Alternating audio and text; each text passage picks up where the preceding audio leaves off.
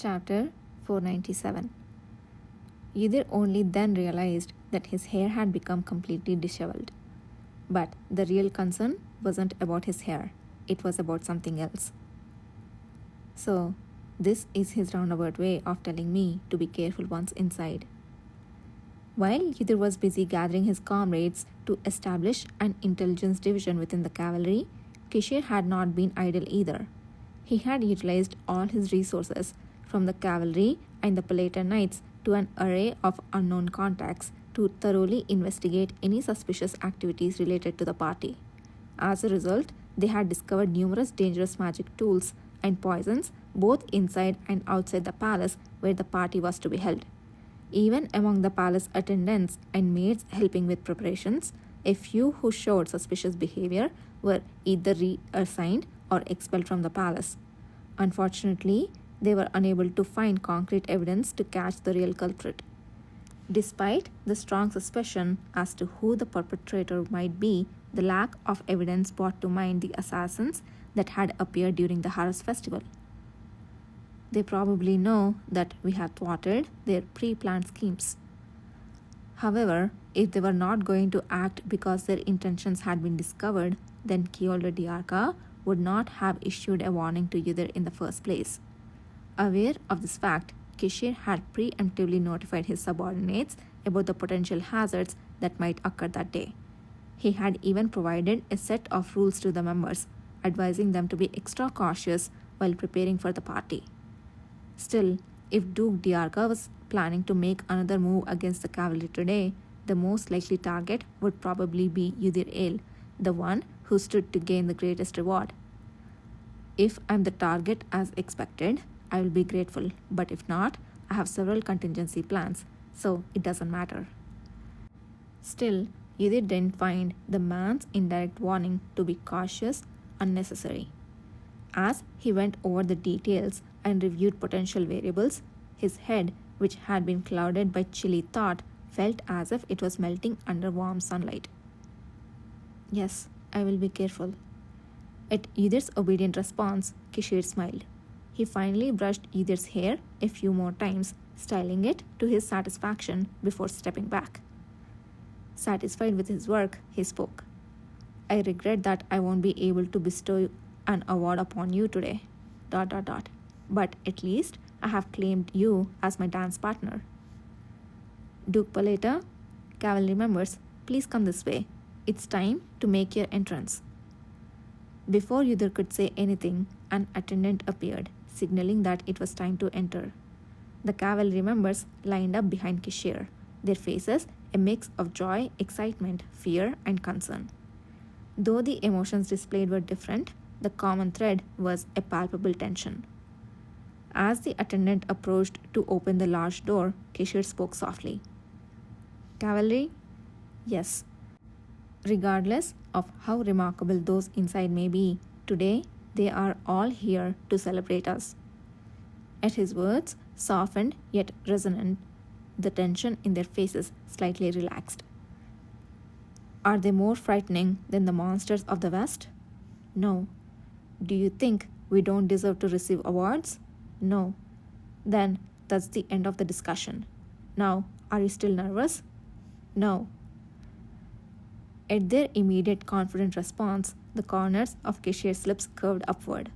With an air of unparalleled self-confidence and dignity, he issued his final command to the members. All right, let's go have some fun, shall we? At that moment, the doors swung open, flooding the area with light. The heralds announced in unison the solemn entrance of Commander Kishir of the cavalry and the cavalry members who followed him. Various musicians lifted their heads high and played a grand and majestic tune. The cavalry members followed Kishir, walking on a path laid out with red fabric. The enormous and exquisite hall of the Cantamaria Palace was adorned with vibrant banners bearing the emblem of the cavalry. Those who had already entered the hall burst into applause, captivated by the grandiose entrance of the cavalry. Unsurprisingly, most eyes were fixed on Kishir at the front, on his audacious formal attire and his face. While There were whispers among the crowd. He appeared undisturbed, harboring only a relaxed smile as he moved forward. Finally, all 330 members of the cavalry were inside, but the door remained open. Following them was a gigantic object covered in a golden fabric, carried on a wheeled cart. What is that? Noble voices filled with curiosity echoed in the hall, yet no one could guess what it was. A restrained chuckle flickered across the faces of some members, doing their best to maintain their composure, then quickly vanished. Kishir took his seat at the front, reserved for the cavalry. The members also found their places and settled down. Naturally, Yudhir's seat was right next to Kishir. The seats for the cavalry were directly below 3 magnificent chairs at the front of the hall. These 3 chairs were reserved for the Emperor, Empress, and the Crown Prince, the heir to the throne. Would Emperor Kalusa make an appearance today? Many exchanged glances as they looked at the Emperor's chair, which had always remained empty up until now. Soon enough, a herald loudly announced the arrival of the royal family. In the name of Or, may the eternal light that never dims from dawn to dusk bless us. Everyone promptly stood up, placed their hands over their chests, and bowed their heads. Amidst a sea of shifting eyes, Yudhir noticed Duke Diarca tightly sealing his thin lips in apparent discomfort. Moments later, the Emperor and Empress entered side by side. The Emperor looked somewhat thinner than at the welcoming ceremony, but appeared no less dignified thanks to the makeup on his face and the sparkling crown jewels on his head. The Empress also looked flawless, dressed in perfectly coordinated attire and accessories, a stark contrast to their previous modest meeting. Following them, Crown Prince Kashtian also revealed himself.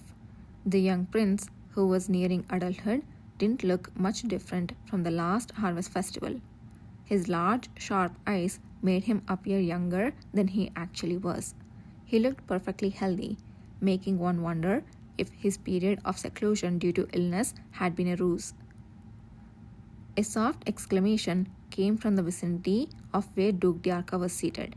It was undoubtedly from the nobles accompanying Duke Diarca and Prince Kashtian. The royal family took their designated seats. Emperor Kalusa, seated on the highest and grandest chair, let out a deep sigh as he scanned over everyone gathered.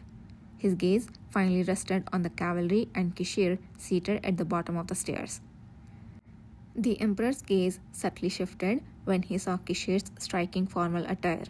However, it was only for a fleeting moment, a moment that only Yudhir, with his keen eyes, could notice.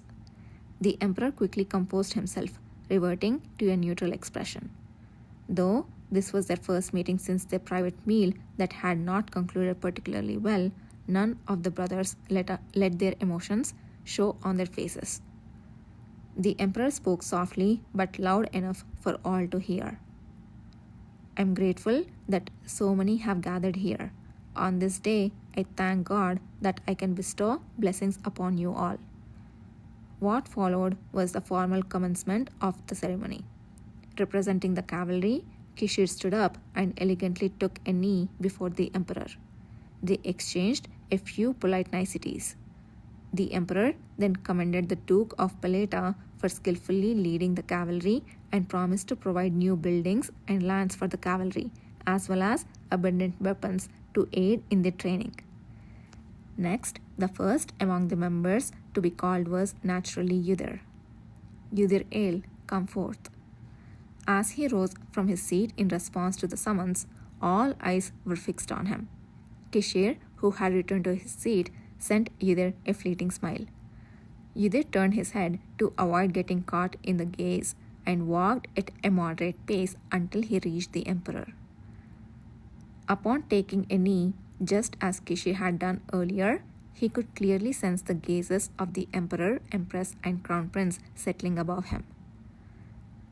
Yudhir Ale has actively participated in the recent Western Monster subjugation mission as a member of the cavalry and as the assistant to the commander of the cavalry. In particular, he risked injury to himself by boldly stepping forward alone to defeat a massive monster, all in the effort to save others.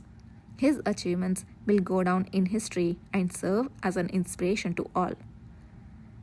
As the herald began reading Edith's accomplishments from a prepared paper, he felt a ripple of whispers behind him.